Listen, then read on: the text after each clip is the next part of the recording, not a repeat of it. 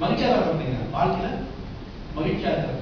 என் பொண்டாட்டியோட முகத்தையும் அவ கலரையும் நான் பார்க்கறது இல்லை. அதை தேர்ந்தெடுத்த உரிமை எனக்கு உரிமைனாலும் ஓடி போய் வாய் அங்க போயிட்டு இன்னும் அளவு பொருத்திய எவ்வளவு முகத்தை பார்த்துக்க முடியுமா? அவன் இருக்கிறதா என் உயிர், என் ஜீவன். உண்மையா இல்ல? அப்படிப்பட்ட நினைப்பு வந்தா இல்ல எப்படி இருக்கும்?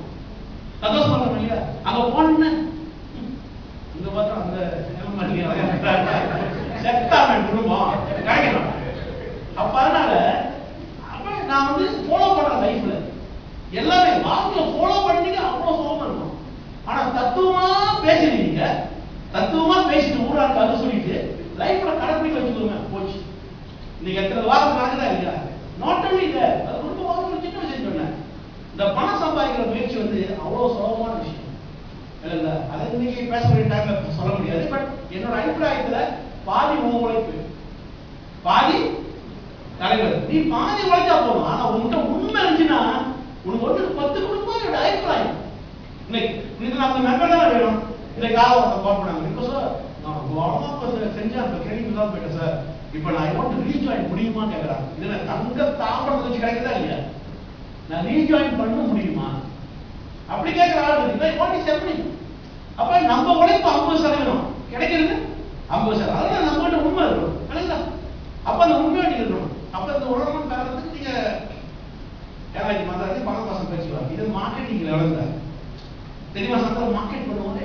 வந்து பணம் இருக்குது உங்களுக்கு இருக்கிறதுல போலி மருத்துவ புத்தகம் கொடுப்பாங்க. அப்ப பணம் நம்ம தானே. பிகாஸ் நீங்க எல்லாம் மெம்பர்ஸ்னால அந்த ரகசியத்தை நீங்க தெரிஞ்சுக்கணும். ரெண்டாவது, ஏதோ ஒரு வாக்கியத்தை எப்பயோ கேட்டுருப்பீங்க, அது உங்களுக்கு மனசுல பதிஞ்சிருக்காது. அதே வாக்கியத்தை 10வது கேட்பீங்க, உங்களுக்கு மனசுல பதியும். கரெக்ட். இன்னைக்கு உங்க வீட்டுக்குள்ள போய் பாருங்க, ஏதாவது ஒரு பழைய புக் எடுத்து படிச்சு பாருங்க. அதுல வந்து மனசை டிஸ்டர்ப் பண்ற மாதிரி ஒரு பாயிண்ட் இருக்கும். என்னடா அப்படி பாயிண்ட், அவ்வளவு நாள் ஒரு டைனிங் டேபிள் மேல தான் இருந்துச்சு இல்லையா? அப்படின்னா நீங்க பாருங்க. ஆனா அன்னைக்கு எடுத்துறீங்க. அதான் லைஃப். உங்களை சுத்தி சுத்தி அவ்வளவு நல்ல விஷயம் இருக்குது. ஆனா நம்ம கண்ணுல படல, கருத்துல படல. ஆனா என்னைக்கா அப்புறம் என் அபிப்பிராயத்துல மனிதர்கள் எல்லாருமே என்னைக்காவது திருந்துவான். மனிதர்கள் அவரோட அலட்சியம் என்னைக்காவது போகும். அவரோட சரியில்லாத நடவடிக்கை என்னைக்காவது மாறுவது அபிப்பிராயம். என்னைக்கும் தெரியாது. அதனால நல்ல அனுபவம் வரணும் இல்லையா? ஓகே, இன்னொரு முக்கியமான செய்தி பார்ப்போமா? ஓகே, எந்திரிங்களா? இல்ல நீங்க மதம் உட்காருங்க. நல்ல நீங்க நல்ல ஃப்ரெண்ட் இருக்கா உங்களுக்கு? நல்ல ரொம்ப கூட்டாளி மாதிரி இருக்கா இல்லையா? இருக்கல கூட்டாளி ரொம்ப நெருக்கமான கூட்டாளி. நீங்க நல்ல 4 பேர் கூட்டாளியா? நீங்க 4 பேரும் எவ்வளவு பேர் கூட்டாளியா? ஓகே, நம்ம நினைக்கிறது தான், பிளான் பண்ணதில்லை, நினைச்சாலும் பண்ணதுதான். ஓகே, சரி 4 பேர் கூட்டாளி தானே. ஒரு ஏதாவது கொஞ்சம் விளையாடுறது பார்ப்போம். மறந்துங்க, விளையாடுறது பார்ப்போம். விளையாடுறது பார்ப்போம்.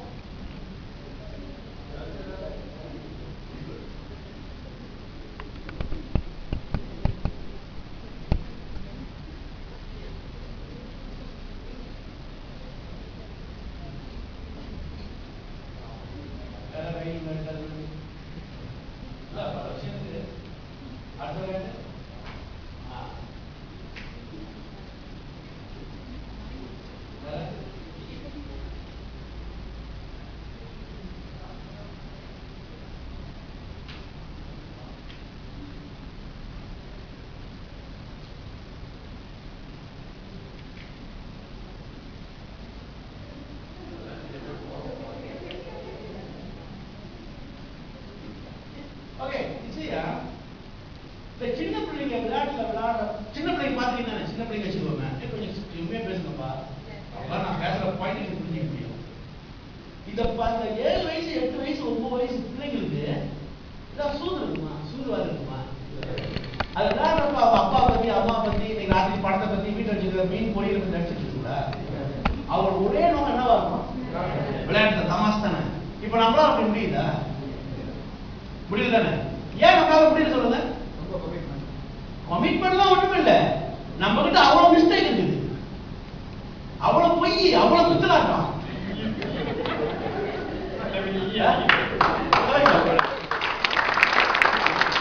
நம்ம கிட்ட வந்து ஒரு வெளிப்படையான மனசு இல்லப்பா. நான் அடிக்கடி சொல்ல தெரியுமா, நீ தங்கச்சின்னு சொல்லுவ, இங்க வந்து காமம் இருக்கும். அவன் நல்லா பழகுவானா சொல்லு, கூப்பிடுறது தங்கச்சி, ஆனா இங்க கரப்டட். அவன் நல்லா பழகுவானா, மேடம் மிஸ் பண்ணீங்க எல்லாம் படிக்கிறேன், ஏன்னா புத்தினா வேகமா இருக்கு, ஒத்துறீங்களா இல்லையா? அதனால என்ன சொல்ல வரேன் சொன்னா, காதல் பண்ண வேற விஷயம் நான் டிஸ்டர்ப் பண்ணல இல்ல, என்ன சொல்றேன் அதுக்கு தெரிஞ்சா இல்லையா, அதான் அனுமதி அப்புறம் தெரிஞ்சுக்க. ஓகே, கேட்க மாட்டேன். ஓகே, என்ன சொல்ல வரேன்னா, உங்களுக்கு வந்து